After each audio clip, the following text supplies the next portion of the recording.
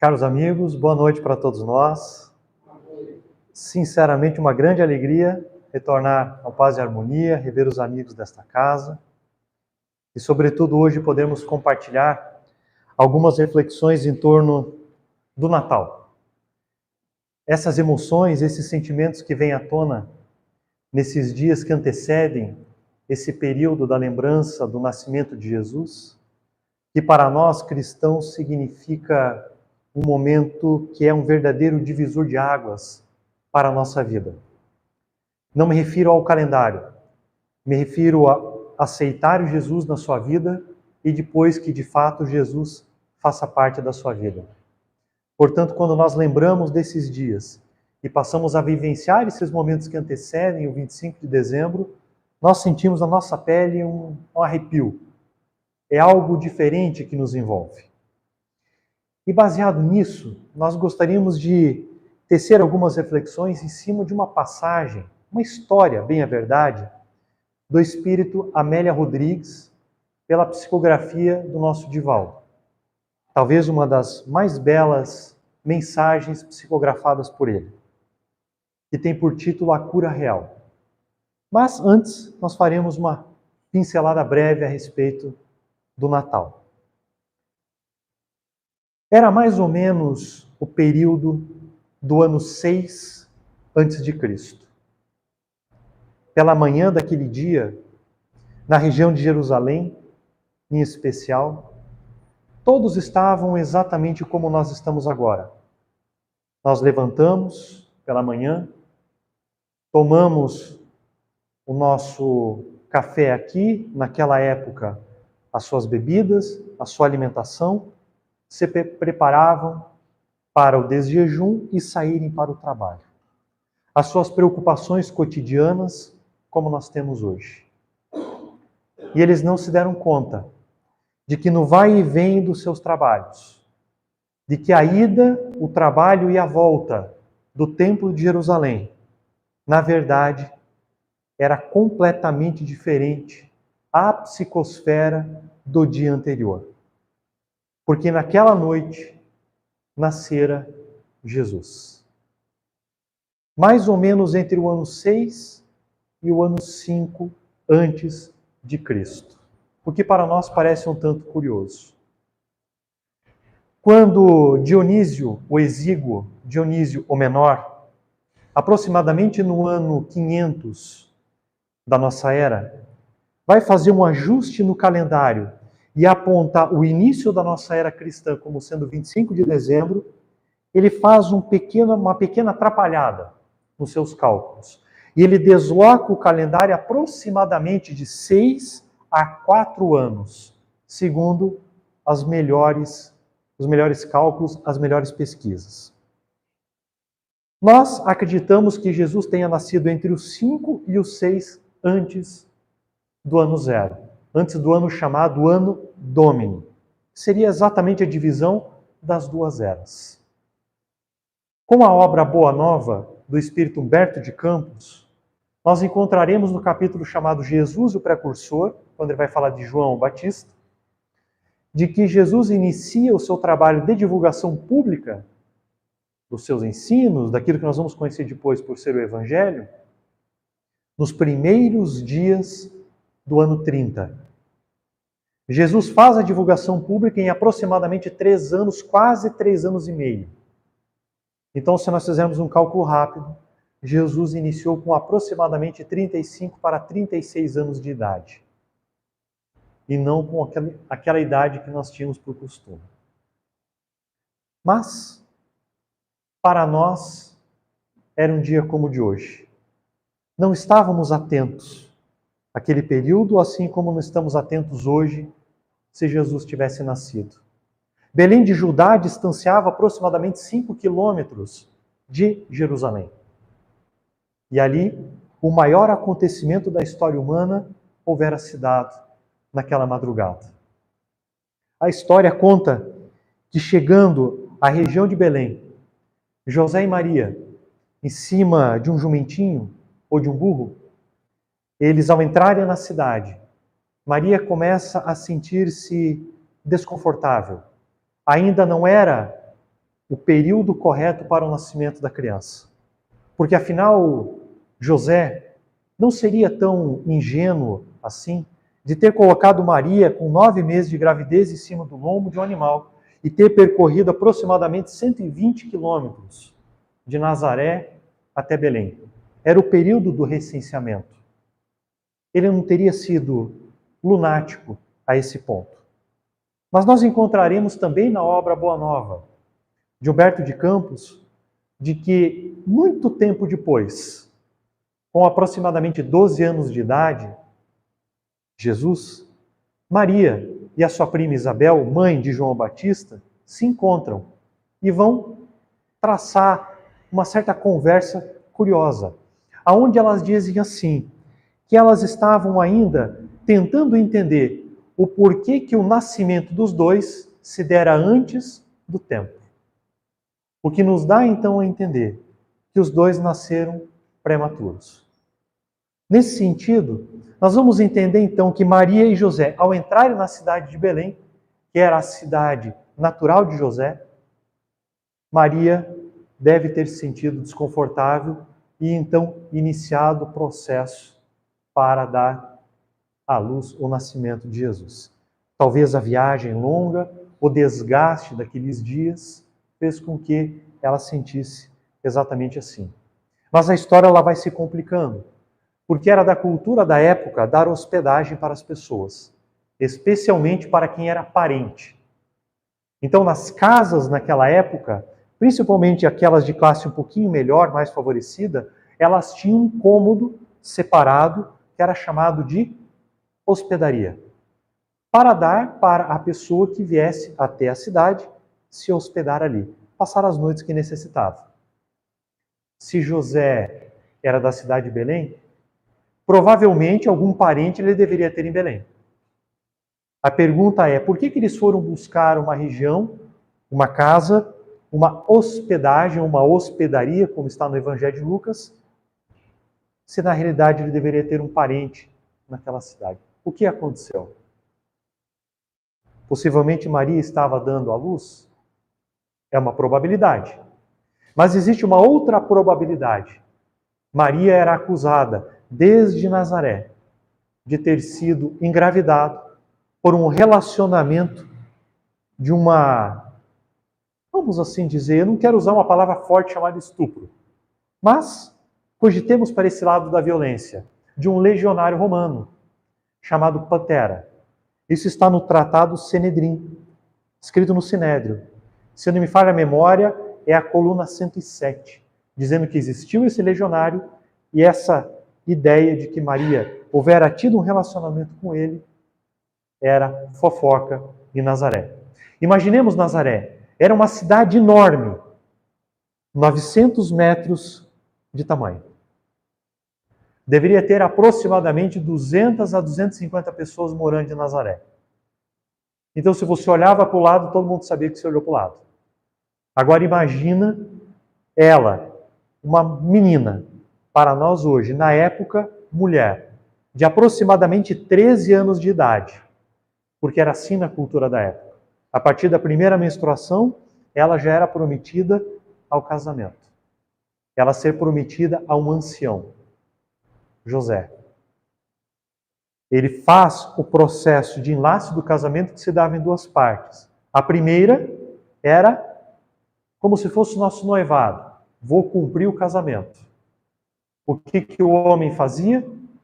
Ele vai para as suas terras, especialmente para as terras do seu pai, trabalha para pagar o dote e para construir uma casa para eles.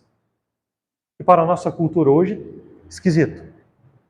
Até eu assisti uma entrevista há uns meses atrás de uma moça árabe e ela dizia assim, eu acho muito esquisita a cultura ocidental, porque aqui os homens pegam a mulher para casar e não dão absolutamente nada de dote. É como se a mulher não tivesse valia nenhuma. Para nós no Oriente é o contrário.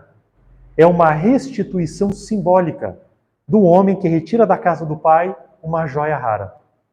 O valor especificado do dote ela não apenas é simbólico para dizer estou tirando uma joia de casa, mas também que o marido, futuro marido, ele terá competência de trabalho para pagar o dote, ele terá competência de trabalho para construir uma casa, competência para ser um pai de família e cuidar da esposa. Isso para nós no Ocidente seria um extremo problema hoje. Nós vemos pessoas de 40 anos morando com seus pais ainda, sustentado pelos seus pais. Então nós vamos vendo que naquela época a cultura, ela realmente seguia as coisas mais à risca. Só que no período onde José sai da cidade de Nazaré, desse, entre aspas, noivado, Maria, segundo nós temos no Evangelho, aparece grávida.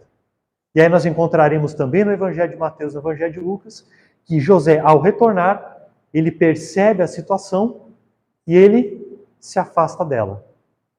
E aí um anjo aparece para ele e diz assim: não temais, porque o que está no ventre dela vem do Espírito Santo.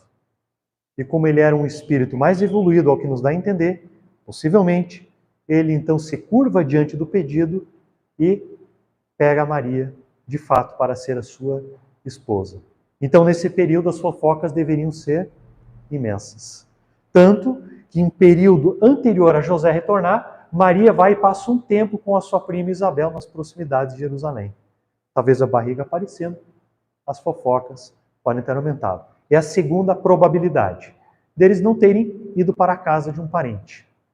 Primeiro, ela sentir as dores do parto. Segundo, possivelmente os parentes dizem assim: essa pessoa aqui em casa? Porque a pior coisa não é você saber o que a pessoa pensa de você. É aqueles olhares jocosos sobre você. É aquelas críticas veladas no silêncio do olhar, que fere mais do que a palavra.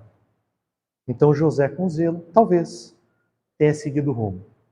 Mas é na obra Antologia Mediúnica do Natal, psicografia do nosso Chico, que nós vamos encontrar também um capítulo bastante curioso. O Natal perante os animais, diante dos animais. Nesse capítulo, nós vamos encontrar ali, no mundo espiritual, um rabi que veio de esferas superiores e conta a tradição deles a respeito do nascimento de Jesus.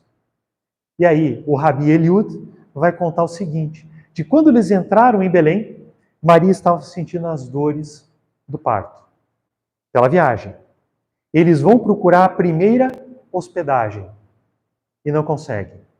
Porque o homem, dono da hospedagem, olha para ela e começa a ter olhares de desejo por ela. Uma moça lindíssima e a sua companhia, um ancião. José pega ela e segue rumo.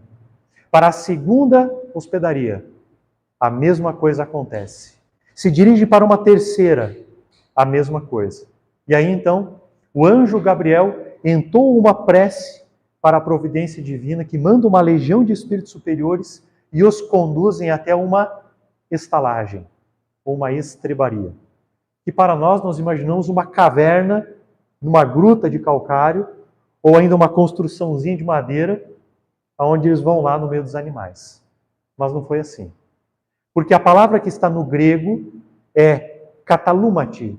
E katalumati não é a mesma palavra de hospedaria que está lá na parábola do bom samaritano. Vocês lembram da parábola? Que o bom samaritano leva o homem para uma hospedagem, uma hospedaria? Não é a mesma palavra no grego. Essa palavra katalumati do grego significa justamente esse quarto na casa de alguém. Percebe? O que nós deduzimos com isso? Que eles conduziram até essa hospedagem, essa casinha, mas não para o quarto, para a parte onde os animais estavam guardados. Porque hoje nós temos uma garagem com o carro. Naquela época, você tinha um jumento, você tinha um burrinho, e você precisava deixar ele com comida, com água, para repousar. Esse local era também um local de hospedagem, para quando os quartos das hospedarias, as ínsulas, os, entre aspas, hotéis, estivessem cheios, eles cediam lugares entre os animais. Jesus, em uma certa passagem, disse assim: Quando alguém te pedir o teu manto, tire-o e dê para alguém. Porque nesses lugares eles pegavam o próprio manto, estendiam no chão e dormiam sobre ele, em cima dos fenos. O local onde se colocava o alimento e a água chamava-se manjedoura. Mangiare, da base do italiano. Mangiare, alimento. Então Jesus foi colocado sobre palhas, numa pedra cavada, aonde era depósito de água ou de alimento, em meio aos animais, para a proteção de Maria, para a proteção do nascimento de Jesus, e ali nasceu o Salvador. Exatamente nesse momento do nascimento dele, nos campos em volta, na proximidade, alguns pastores que cuidavam das ovelhas, que estavam ali durante a noite, recebem a visita de um anjo, provavelmente Gabriel. Eles aparecem e dizem assim: não temais, porque eu venho trazer-vos a notícia e para todo mundo, de que nasceu na cidade de Davi o Salvador, o Cristo, o Senhor. E aí aparece uma legião de anjos atrás dele e entoa o famoso cântico que está no Evangelho de Lucas, capítulo 2, verso 14. Glória a Deus nas alturas, paz na terra, boa vontade para com os homens. Por indicativo deles, esses pastores se dirigem até a cidade de Belém e encontram envolto a panos o bebê Jesus. Contam a Maria o acontecimento e diz o Evangelho de Lucas que ela guardava tudo no seu coração. A estrela estava ali, a maior de todas, que fora apontado por uma outra estrela, que foi guia para os chamados magos, que na verdade não eram magos, que na verdade não eram reis, que na verdade não eram 3. A tradição dos cristãos do Oriente dizem que eram 12. Outros dizem que eram 2. O nome Gaspar, Baltazar e Belchior é medieval. Não estava escrito. É cultura. Essa tradição vai dizer que, na verdade, provavelmente eles eram sacerdotes do zoroastrismo na Pérsia. E já dentro dos oráculos do zoroastrismo, dizia que naquela época, naquele período, nasceria o Redentor da humanidade, o Salvador. Uma estrela indicaria o nascimento deles. E esses magos, magoi do grego, que significavam sábios, matemáticos ou principalmente astrólogos, ao verem aquela estrela, se dirigem para encontrar Jesus. E lhes dão aqueles famosos 3 presentes: ouro, incenso e mirra, que tem um significado bastante curioso: realeza, sacerdócio e sacrifício. Exatamente o que era Jesus. Se o zoroastrismo, que era do mundo pagão, já previa a chegada do Salvador, o mesmo acontecia em Roma. Nós vamos encontrar os oráculos sibilinos dizendo que naquele período viria o Salvador. Mas os romanos escolheram Tito, Vespasiano, Júlio César, que quando passou o cometa depois, eles disseram que Júlio César se transformou num dos deuses. Ou Augusto, que era o chamado menino de ouro. Isso está até cunhado em moedas da época. Mas se não bastasse os próprios profetas da época, da cultura deles, dos judeus, naquele dia eles não se deram conta que Jesus nasceu. O que é um grande ensino para nós. Aqueles que estão fora do nosso círculo, e me perdoem aqui e me permitam ser diretos ao Espiritismo hoje, podem estar vendo Jesus nascer mais rápido do que nós. Porque talvez nós estejamos esperando Jesus ao nosso molde, à nossa moda. Um Jesus que nós vamos apresentar ao mundo como modelo e guia, do jeito que nós queremos. Mas talvez lá fora, Jesus já esteja aparecendo muito mais rápido do que para nós aqui. É um grande chamamento. Porque se na época o paganismo já sabia, o próprio Império Romano já predia, já tinha predições, não me parece muito diferente e nem tão implausível assim. O que precisa de fato é Jesus nascer antes no nosso coração do que na boca, do que nas Escrituras que nós vamos nos debruçar aos estudos. Senão, estaremos repetindo Marco Túlio Cícero, de 40 anos antes de Jesus, que dizia que através do religio, do italiano, o religere, que é através de uma religião, nós vamos nos reconectar às divindades, aos deuses, somente através das Escrituras. As Escrituras são importantes, mas não é a palavra que salva. Não há uma organização de leis aqui que vai dizer você cumpre e você estará salvo. Mas é de fato o nascimento de Jesus dentro de você. E é isso que ele fez. Por isso que ele não deixou nada escrito. Por isso que a sua vida foi muito maior do que os seus próprios ensinos. E é sobre uma estrela que nasceu no coração de uma mulher, naquela época, que eu gostaria de contar a história. Mas eu farei assim numa licença poética, para que a gente possa fazer a semelhança do que disse Santo Agostinho. De nada valeria Jesus ter nascido 1000 vezes em Belém se não nasceu uma única vez no teu coração. Eu gostaria de fazer e contar essa história. Diz essa história mais ou menos assim, de que naqueles dias, naquelas primeiras horas, depois da crucificação de Jesus, os tempos eram realmente difíceis. Os seus próprios seguidores, os seus discípulos, encontravam-se órfãos. O seu mestre, o seu rabi, houvera saído dali. Não estava mais diante deles. As predições de que ele seria entregue ao martírio se cumpriram. Mas nada obstante isso, o coração ressentido, amargurado, daqueles que negaram Jesus justamente no momento terem dado as costas por medo de serem perseguidos e até mortos, começava a lhes corroer a alma. Eles estavam muito, mas muito entristecidos. Tomé passava até a desconfiar da ideia de que Jesus não vai ressuscitar. Isso não parece sensato. Se ele vai ressuscitar, por que a cruz? Não faz sentido. Até que a notícia chega. A pedra não estava mais na frente do túmulo. Uma mulher, Maria Madalena, vem trazer a notícia. Eu o vi. Ele estava vivo. E eles não acreditaram. Eles não se deram conta de que através da boca daquela mulher Jesus tinha voltado. Até que Jesus reaparece para eles. Tomé, toca as minhas chagas. E aí ele passa a acreditar.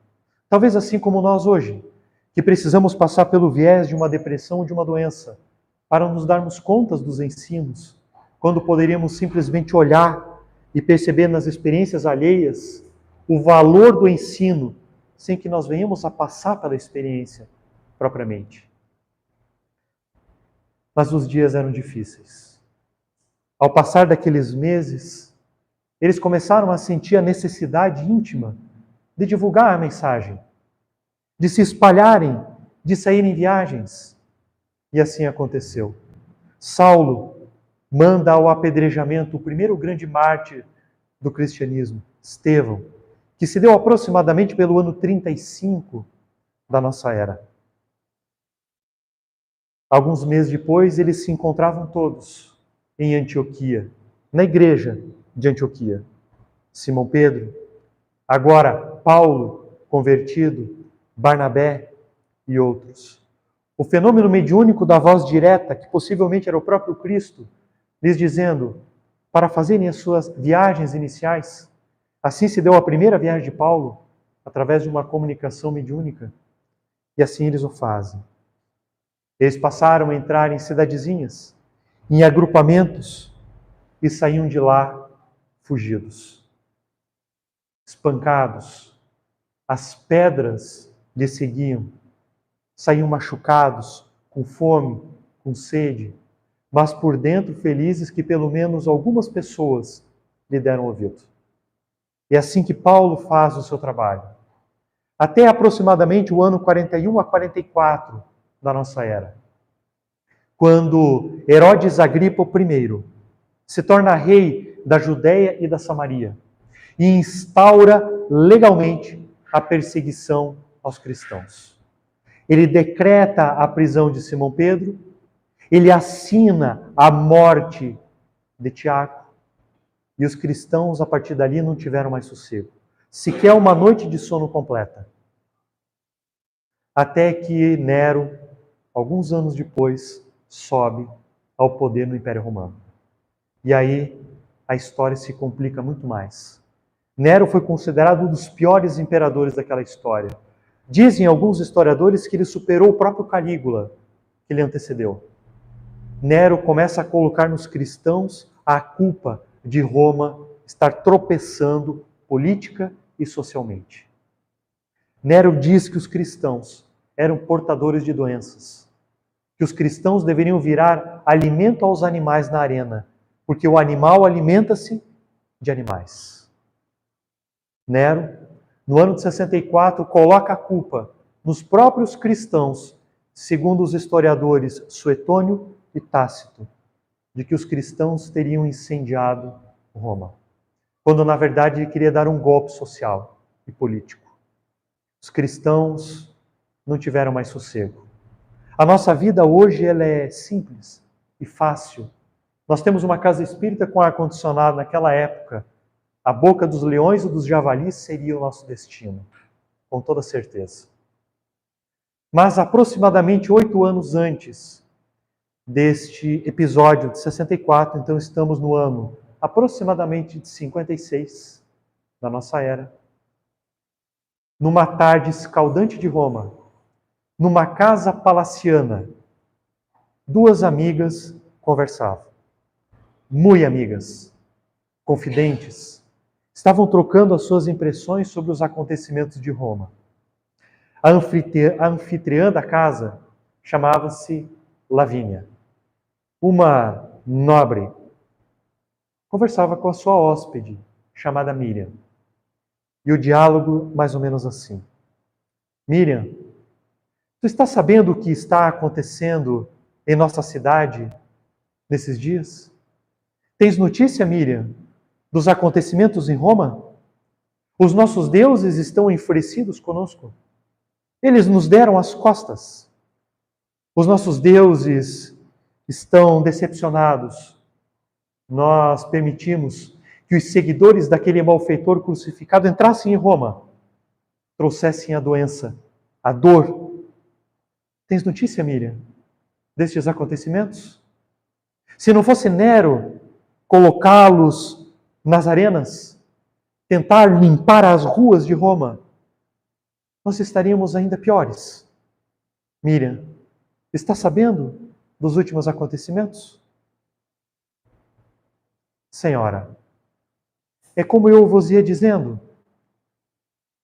Lavínia, os cristãos constituem o grupo mais cordato do Império Romano. Eles seriam incapazes de quaisquer desordem ou desrespeito desta natureza. Os cristãos, Senhora, eles seguem a doutrina de Jesus de Nazaré, que lhes dizia, acima de tudo, que deveriam amar ao próximo como a si mesmo. E como poderiam amar ao próximo como a si mesmo? Praticando desordens? Como poderia? Eles amam ao seu próximo. Eles trabalham afanosamente pelo bem do seu próximo, pela felicidade, pela alegria do seu semelhante. Eles respeitam as leis, as ordens. Eles amam, sobretudo, a verdade, Senhora, mesmo que eles não estejam concordando com Nero e a maneira com a qual ele administra Roma. Eles, sobretudo, preferem a mansuetude, porfiam a esperança, mesmo sabedores que amanhã ou depois estarão sendo conduzidos à arena para o martírio, o sacrifício e se tornarem alimento dos animais. Lavínia, nessa hora, arregala os olhos. Ela olha para Miriam e diz: tu enlouqueceste, Miriam? Como podes falar deste jeito a respeito daqueles seguidores, daquele bastardo crucificado? Eu nunca te vi falando assim, Miriam. Desde a época que tu viestes se hospedar em nossa casa? Tu bem o lembras? A época dos meus pais. Você foi recebida com amor, com carinho. Tu fostes tratada com tanto zelo por todos nós. E, confesso, tu também nos tratou com muito carinho, com zelo. E eu sei que tu és uma amiga muito querida, que tu me amas. Mas, Miriam, eu nunca te vi falando assim a respeito deles. Se bem que aquilo que falavam quando tu veio para a nossa casa, as fofocas que corriam solta, as redondezas, talvez tinham fundamento. Várias pessoas me diziam que você era uma destas seguidoras do crucificado. Preferi não acreditar, afinal de contas, foram os meus pais que te trouxeram. Mas pensando bem, é da tua cultura, é da tua raça, é das terras de onde você veio. Aquele crucificado que foi justificado na cruz, aquele malfeitor, ele com certeza iludiu a todos. Diziam que ele tinha uma lábia que comovia. Diziam também que quando ele recebeu a visita daqueles homens sábios que vieram do Oriente no seu nascimento, que lhe trouxeram presentes, ele aprendeu ali a magia negra da época dos babilônicos. Ele aprendeu a mexer com substâncias, talvez um alquimista, a fazer curas. Ele comovia as pessoas, pelo que diziam. Talvez ele tenha te convencido, Miriam. Mas Miriam, tu és mulher inteligente. Tu és a mais bela cantora de todas as nossas terras. Roma nunca viu alguém cantar deste modo. Certamente, Miriam, além de exímia cantora e a mais bela mulher de Roma, se tu não fosse simpatizante deles, os deuses te abençoariam. Senhora, realmente eu te amo. E por isso preciso ser sincera. Os cristãos seriam incapazes de desordens deste jaez. Seriam incapazes. Eles estão sendo acusados injustamente. Eles não fariam isto. Mas Miriam, eles não prestam culto aos nossos deuses. Eles dão as costas a Roma. Os nossos deuses estão enfurecidos por conta deles. De fato, senhora, eles não prestam culto aos deuses, mas somente ao nosso Deus único, Supremo Criador do Universo. Tu enlouqueceste, Miriam? Agora tu me vens com esta, mais um Deus? Como podes? Por que tu nunca me falastes a este respeito? Tu nunca me perguntaste, senhora. Mas já que me perguntou, te confesso, a Jesus me fascina completamente. A sua história me comove. Mas Miriam, o que tu tens contra os nossos deuses e a favor do crucificado? Nada contra, senhora. Nada contra os deuses. Mas tudo a favor de Jesus. Tudo. Miriam, quando tu encontrou Jesus, pelo que me contavam à época, tu já eras... Sim, senhora. Quando eu estive com Jesus, eu já era paralítica. Mas ele não te curou? Ele não era um taumaturgo? Ele não fazia as suas magias e curava as pessoas? Por que ele não te curou das pernas? De fato, senhora, ele não me curou das pernas. Como tu podes ser simpatizante dele? Porque eu o amo, senhora. Como pode, Miriam? Tu enlouqueceste. Senhora, tu gostarias que eu te contasse a minha história? Para que você compreendas o porquê falo somente agora a esse respeito? Ah, Miriam, me conte. As coisas não podem piorar. Pior do que estamos, não pode. Me conte, não me esconda nada. Eu quero saber de tudo. Então, senhora, desde a minha adolescência, eu tinha diante dos meus olhos a esperança de dias melhores. Era uma esperança que eu poderia ver, quase tocar, mas eu não conseguia tocar. Aquela esperança percorria as minhas artérias como licor especial, de dias onde eu poderia ter as minhas pernas de volta, voltar a andar. Porque até aquele dia de quando eu fui sair dos meus aposentos, eu era perfeita. Eu andava, eu bailava. Eu era, senhora, a cantora mais perfeita e exímia das minhas terras. Ninguém cantava como eu cantava. Quando eu abria minha boca e entoava as canções, os colibris, as aves, os pássaros silenciavam. Os deuses de Roma se curvavam diante de mim. Ninguém cantava como eu cantava.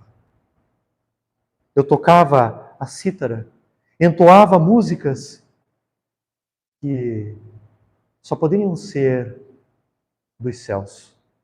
Eu era a mais bela mulher e a mais bela cantora das minhas terras. Até que eu fiquei sabendo de uma competição que aconteceria mais acima das nossas terras, em Cesareia de Filipe, aonde a competição de música e canto daria um prêmio excelente. E eu, como a melhor de todas as cantoras, resolvi participar e me inscrever. Afinal, era certo, eu levaria o prêmio para as minhas terras. Ninguém seria páreo para mim. A mais bela cantora de todos aqueles lugares. E depois daquele dia, eu passei a treinar e a treinar as canções. Eu comecei a me dar conta, conforme os dias iam passando, de que eu consegui lapidar a tal ponto a minha voz, que era uma verdadeira joia rara, uma pérola inigualável. Ninguém conseguia atingir as notas que a minha voz atingia. O prêmio era certo. Até que numa certa manhã, eu despertei. Quando os raios do sol tomaram conta dos meus aposentos, abri os olhos e me revirei, mas o meu corpo não me acompanhou. E eu pensei, eu estou dormindo. Virei para o outro lado e o meu corpo não acompanhou. Eu acordei de sobressalto e disse, mas o que está acontecendo? Eu peguei as minhas mãos, comecei a palpar as minhas pernas e eu não as sentia. Eu pensei, deve ser cansaço. Eu treinei demais a música. Algo aconteceu comigo. Eu tentei dormir novamente e acordar do pesadelo. Não resolveu. Eu acordei. Eu estava paralítica. Eu comecei a gritar dentro do meu quarto. Os meus familiares chegaram, olharam para mim, me chamaram de mentirosa, colocaram-me em pé e eu fui ao chão. Colocaram-me de volta e eu lhes contei a história. Eu estava paralítica. Como poderia a mais bela cantora? Paralítica. Eu recebi a visita dos médicos, dos melhores das minhas terras, e todos eles chegaram à mesma conclusão. A minha vida estava fadada à paralisia. Como poderia eu, a mais bela mulher e cantora, estar paralítica? Como eu poderia chegar à competição de Cesareia de Filipe, me apresentar paralítica? Antes bela, agora impura, imunda, paralítica? Jamais. Não poderia. A minha vida acabou ali. Porque a minha vida era cantar. Se eu não poderia cantar, a minha vida havia acabado. E desde então, eu deixei de me alimentar. Eu não comia mais. As únicas gotas de água que eram depositadas sobre a minha língua me mantinham ainda como um cadáver sobre o leito. Eu desejava, Senhora, fortemente, ser colocada naquelas cavernas, naqueles túmulos, para que a pedra se fechasse e eu ficasse na solidão do silêncio lá dentro e a minha dor lá fora. Eu estava morta por dentro e por fora um cadáver. Um cadáver. Até que, numa certa manhã, depois de mais uma noite indormida, eu recebi a visita de uma amiga muito querida à época. Ela entrou nos meus aposentos, olhou-me e disse: Miriam, o que tu estás fazendo? Levanta-te, vamos. Tu não vês? Estou paralítica, não posso me levantar. Por certo, a tua família acabou de me contar a história. Mas eu já ouvia algumas notícias de antes, de que pessoas que te conheciam me levaram a dizer que a minha amiga estava paralítica. Miriam, vamos, deixe para morrer amanhã. Hoje não. Eu fiquei sabendo que aqui, às proximidades, estará o Messias, o chamado Filho de Deus, a quem contam verdadeiras maravilhas, Miriam. Tu ouviste falar dele? É, muito pouco. Este homem, Miriam, ele é capaz de coisas extraordinárias. Os coxos voltam a andar. Os paralíticos, eles andam melhores do que nós andávamos, do que você andava, do que eu ando. Os cegos a enxergarem cores que nós não enxergamos. Os leprosos ficam mais belos do que nós. Vamos até ele. Possivelmente ele não há de negar, curar-te. Tu és a mais exímia cantora. Se ele cura aqueles imundos impuros, a ti ele há de curar. Vamos. Sabe, senhora, eu pedi aos meus familiares que me conduzissem até ele. Descobrimos naqueles dias que Jesus estaria na cidade de Cafarnaum, uma cidade eminentemente do comércio, especialmente da pesca. Jesus estaria lá, na casa de um dos seus discípulos, um pescador chamado Simão Pedro. Me levaram até lá.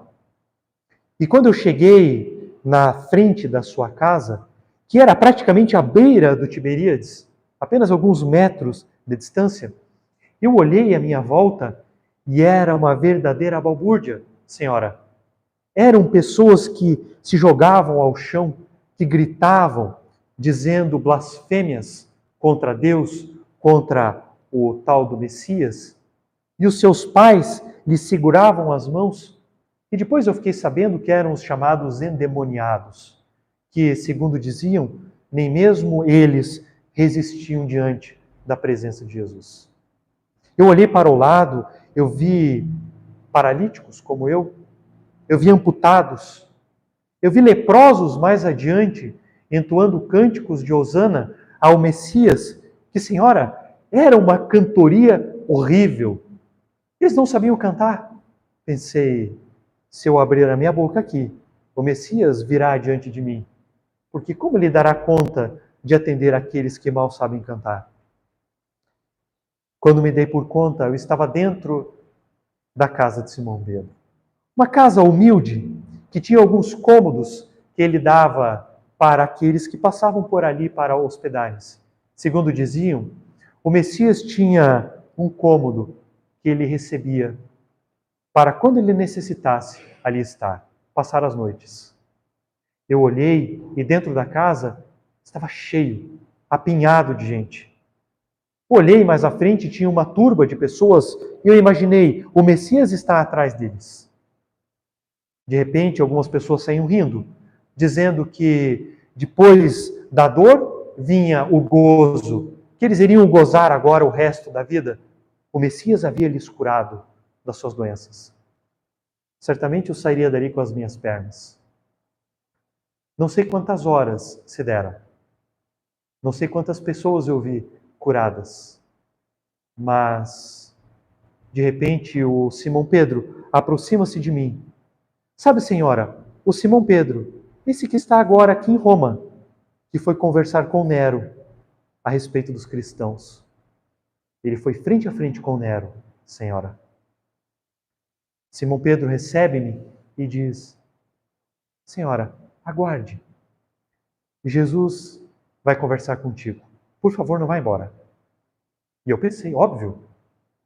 A mais bela cantora, ele se deu conta. É óbvio que ele virá até mim. E aguardei.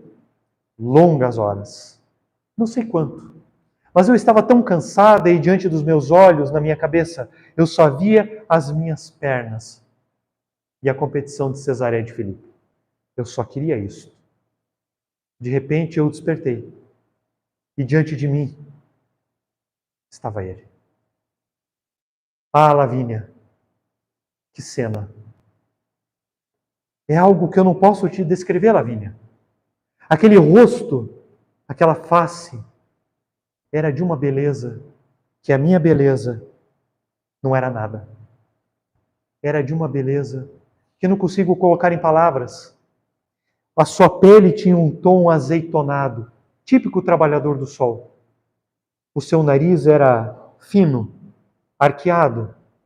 Os seus cabelos encaracolados, que caíam sobre os ombros, da cor do ouro envelhecido, que se misturava com a sua barba, que não era tão espessa, mas também não era tão rala assim, da mesma cor, mesclava-se. O seu corpo era de um homem de complexão forte, típico trabalhador braçal. Diziam que ele era carpinteiro em Nazaré. Vestia um manto de linho branco, aos pés uma sandália de couro cru, exatamente como os pescadores usavam. Mas o seu rosto, senhora, seus olhos, era como se eu tivesse arrancado 2 pedaços do céu azul e colocado na sua face. Ele olhava-me, parecia que ele estava penetrando minha intimidade, como se ele estivesse vendo algo dentro de mim, um lado de mim que eu não conhecia, ou talvez um lado que eu escondia, até mesmo de mim. Mas era uma mescla de uma jovialidade, de uma alegria, de um amor que não sei te descrever. Ele olhando-me, sem pestanejar, disse-me: minha filha, o que tu queres que eu te faça? Eu olhei para ele e respondi rapidamente: as minhas pernas, Senhor, que eu volte a andar. Mas algo aconteceu. Daquela face serena, ela deu lugar a uma melancolia, uma tristeza, que aquilo atingiu-me. E eu comecei a duvidar da minha própria certeza. O que eu falei de errado? Eu só quero andar.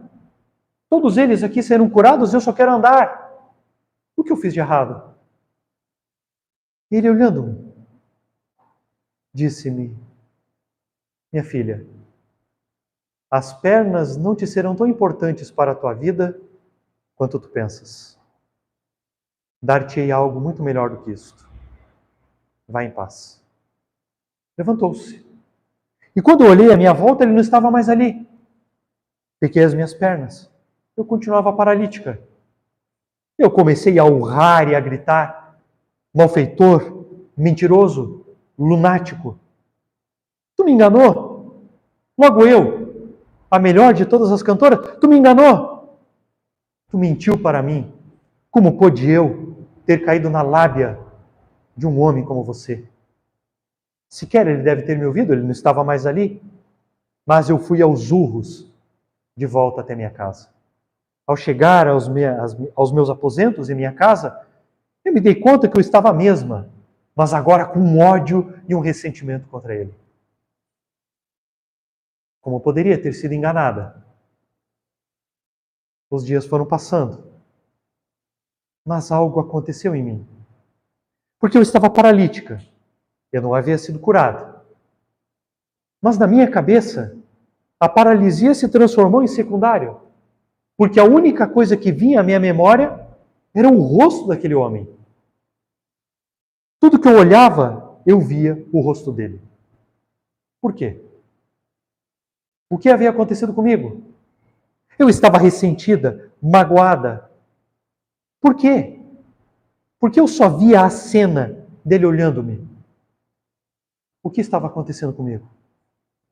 Depois de longas semanas, e a mesma situação e cada vez pior, eu pensei comigo: não posso morrer.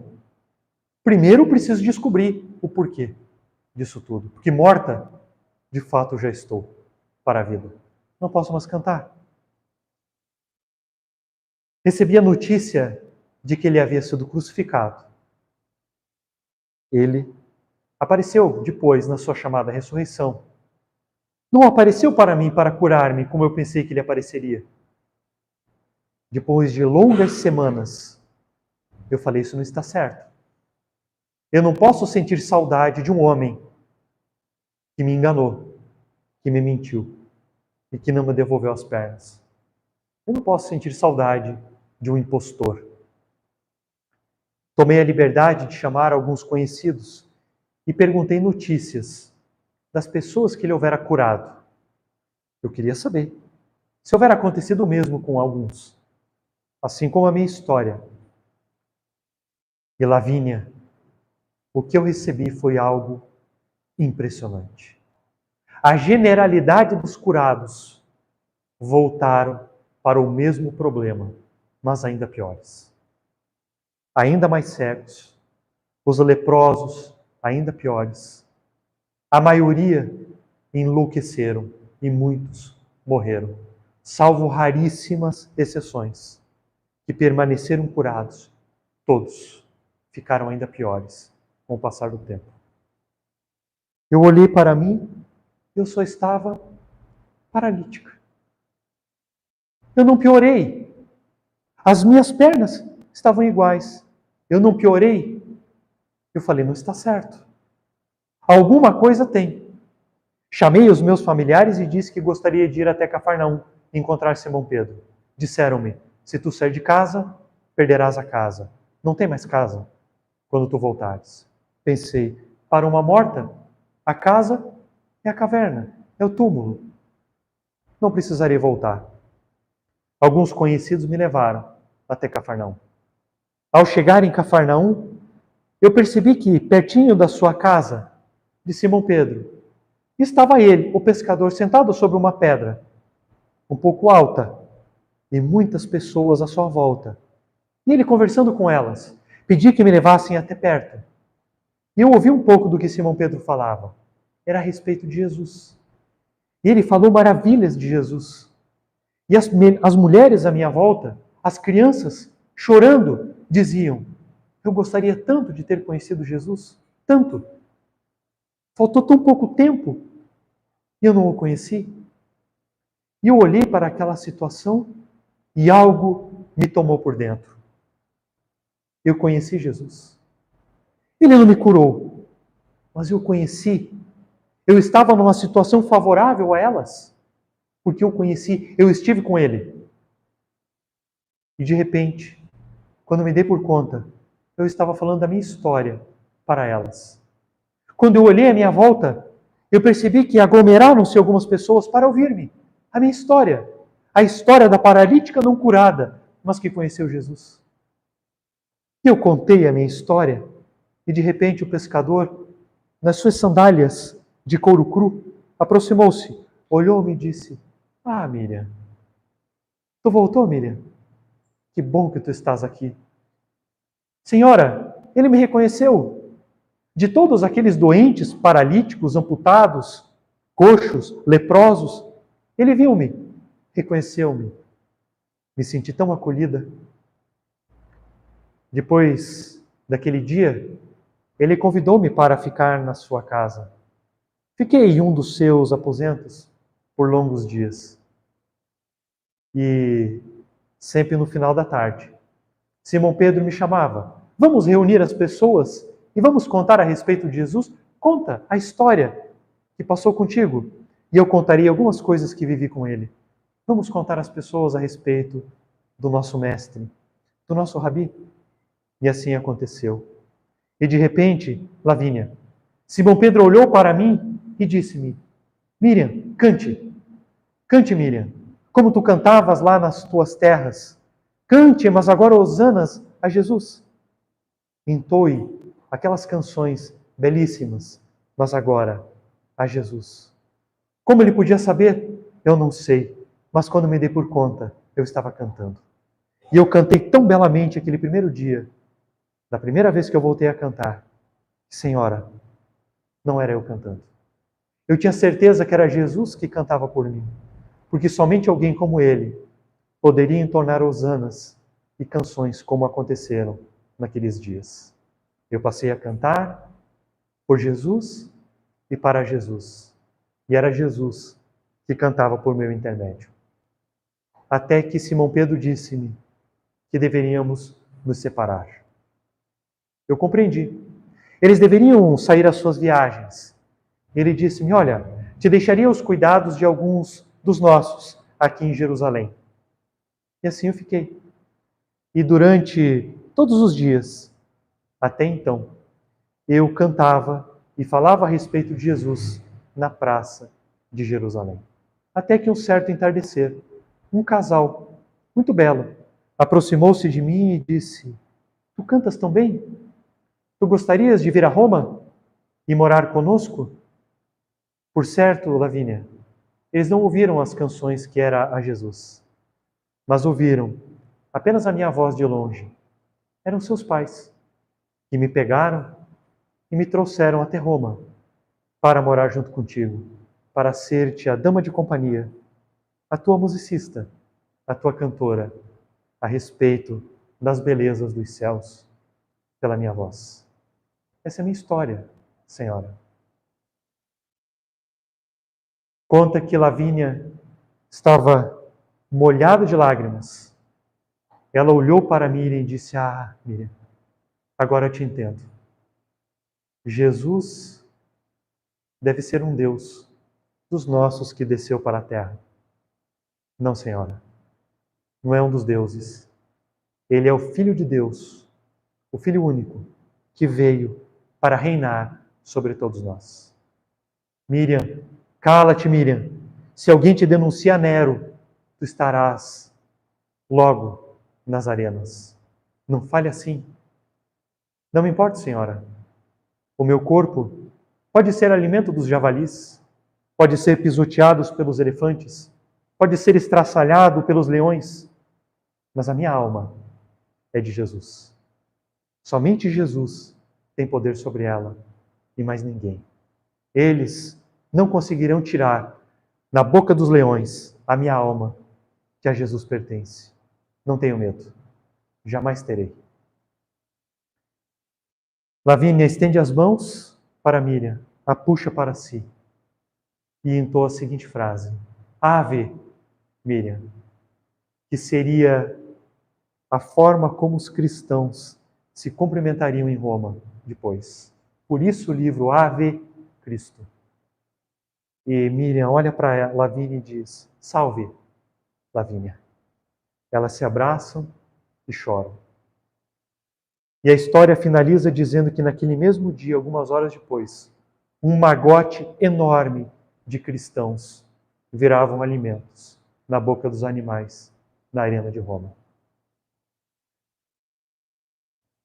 Para essa mulher, bastou o olhar de Jesus. Ela não precisou das escrituras, que nasceram somente depois dos anos 70 da nossa era. Ela precisou apenas do olhar de Jesus e algumas histórias que Simão Pedro lhe contou. Entregou-se a ele. Nós estamos aqui sentados hoje numa casa espírita, ouvindo histórias a respeito de Jesus. Até quando? Até quando nós vamos segurar o nascimento de Jesus para o nosso coração? Até quando nós esperaremos a estrela de Belém para que nasça de fato no nosso coração? Porque nós queremos Jesus no jeito que ele viveu. Nós não queremos Jesus no martírio. Não faz sentido. Não faz sentido. Que passemos a colocar Jesus na vida e de fato a termos Jesus como aquele bebê que nasceu, que foi colocado numa manjedoura, porque é exatamente assim os nossos sentimentos. Frágeis, que precisam de atenção, precisam de zelo, de cuidado contra os malfeitores à nossa volta. Mas não as pessoas de malfeitores. O ciúme, a inveja, a mágoa, o ressentimento, a culpa, o desejo de poder temporal que nós temos ainda no nosso coração.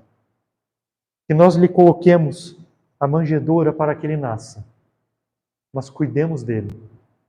Porque a história do seu nascimento vai até os 2 anos de idade, aproximadamente, quando Herodes determina o infanticídio. Todos os bebês das redondezas de Belém deveriam morrer. Se nós não tivermos zelo e cuidado, nós poderemos permitir que esse bebezinho que nasceu no coração seja morto pela nossa própria imprevidência. Depois, quando ele for a Nazaré, trabalhará duro na carpintaria, para só depois falar Deus pela sua boca. Não esperemos a grandeza de Jesus sem o calvário das experiências. Feliz Natal para todos vocês. Muito obrigado.